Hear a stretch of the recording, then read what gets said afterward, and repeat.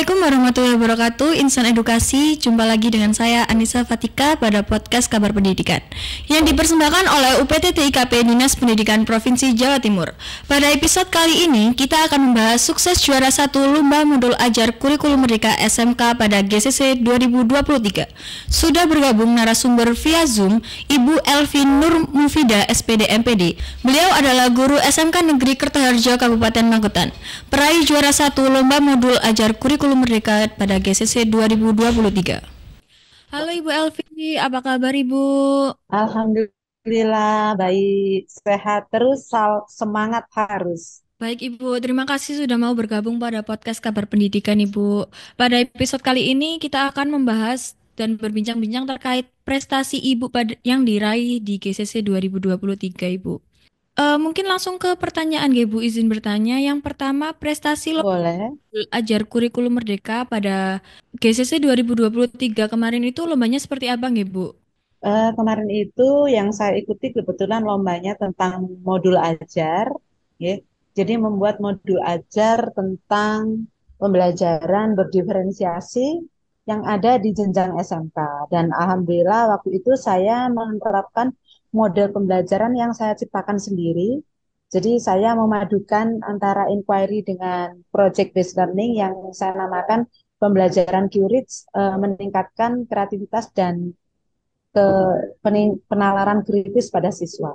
Seperti itu.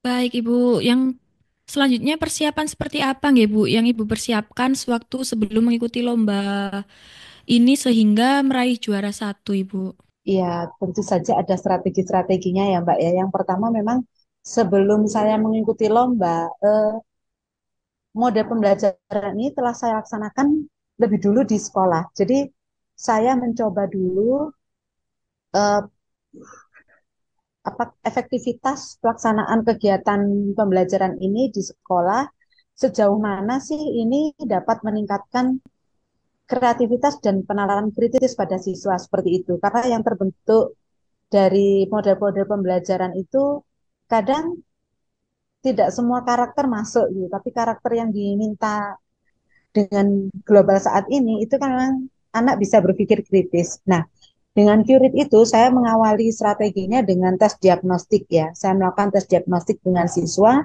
kemudian saya menerapkan pembelajaran QRIT itu pada sekolah, pada kelas yang saya ampu. Setelah itu kok ada peningkatan gitu, nilai karakternya juga timbul, banyak tanggung jawab ada, kreativitas, penalaran kritis. Kemudian setelah itu saya coba terapkan pada knowledge-nya anak-anak. Jadi pengetahuannya saya terapkan dengan QRIT itu ternyata juga meningkat gitu, Mbak. Jadi nah, hasil-hasil itu akhirnya saya coba diseminasikan ke rekan sejawat dalam satu internal sekolah. Dan alhamdulillah mereka yang memakai itu merasakan, oh iya dengan pelajaran dengan metode ini, dengan modul ajar yang sudah Bu Elvi buat, itu kami guru itu lebih mudah untuk menyampaikan materi pembelajaran dan anak lebih asik untuk menerima materi karena kita berbasis proyek, sehingga anak tidak lagi merasakan kevakuman saat pembelajaran, karena anak terus berprogres dengan proyeknya itu tadi. Nah, setelah itu kami coba diseminasikan dengan sekolah lain, diterapkan di sekolah lain. Alhamdulillah juga mendapatkan hasil yang signifikan. Artinya model pembelajaran dan modul ajar yang sudah saya terapkan, yakni model pembelajaran QRIT, itu mampu untuk meningkatkan keefektifan belajar hasil belajar siswa, kemudian peningkatan karakter dari kreativitas maupun penalaran kritis sehingga alhamdulillah itu bisa mencapai saya pada puncak. Baik Ibu, untuk kendalanya sendiri yang paling berat itu Ibu hadapi dari persiapan sampai pelaksanaannya itu apakah ada nggih Bu? Kalau kendala tentu saja ada, Mbak. Yang jelas kami itu dalam QRIT itu kan menggunakan IT.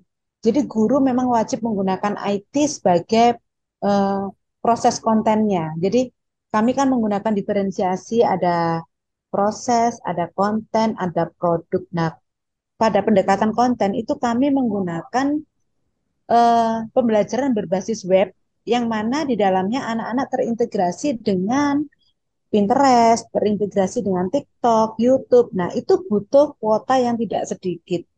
Nah, kadang sekolah kami kebetulan sarananya kurang mendukung untuk pembelajaran IT yang langsung bersama-sama dalam satu kelas seperti itu. Sehingga kita butuh kerjasama orang tua untuk menambahkan kuota ya. Jadi membelikan internet putra-putrinya sehingga kalau di sekolah itu ada masalah, anak-anak bisa memakai data seluler. Nah, terkadang kan tidak semua mau ya. Itu kendala kami di situ. Jadi lebih ke penyiapan sarana prasarana terutama untuk peningkatan jaringan ya saat sekolah. Tapi kalau untuk selebihnya insya Allah nggak ada sih, cuman ya ini itu pembelajarannya tidak bisa sekali. Jadi memang harus berulang-ulang.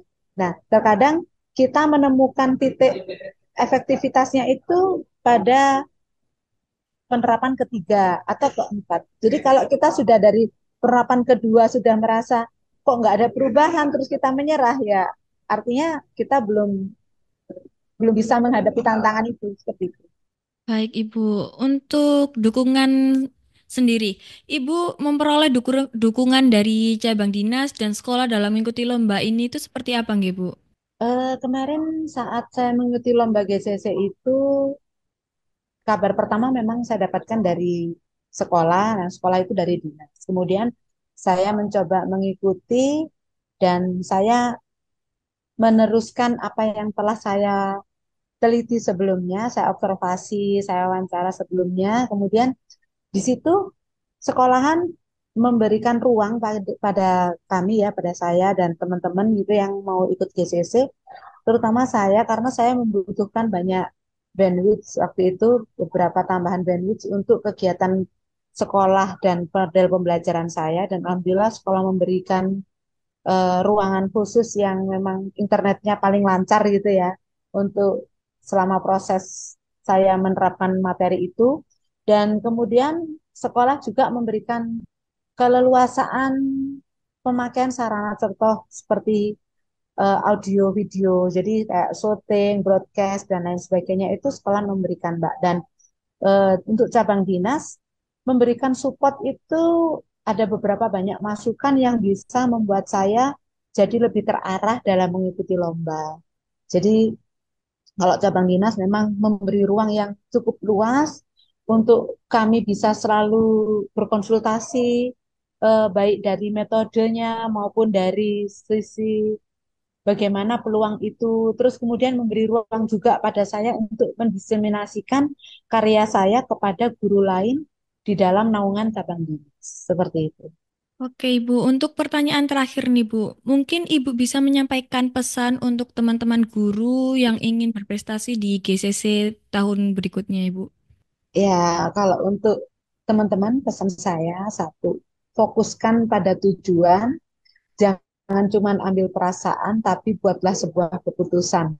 Oke, Ibu. Baik, terima kasih Ibu sudah bergabung pada podcast Kabar Pendidikan yang diselenggarakan oleh UPT TIKP Dinas Pendidikan Provinsi Jawa Timur, Ibu. Wassalamualaikum warahmatullahi wabarakatuh.